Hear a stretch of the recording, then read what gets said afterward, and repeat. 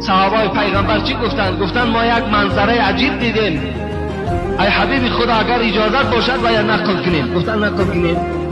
گفتند منظره عجیب این است که روز یک زن بالای سر کوزه داشت که کوزه پر از آب بود.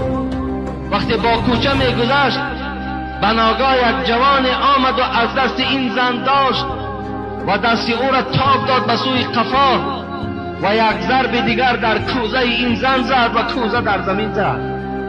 این زن در جواب این مرد چی گفت؟ گفت ای مرد، گفت تیاری تا ببین، روز قیامت وقت پروردگار کرسی خود میزند و اونجا قضاوت و حکم در دست پروردگار می آید، اونجا این معامله که با من کردی تو جوابش پیشگاه خدا را میگویی. ببینین حبیب خدا وقتی این سخن میگه شنید گفت این مادر حق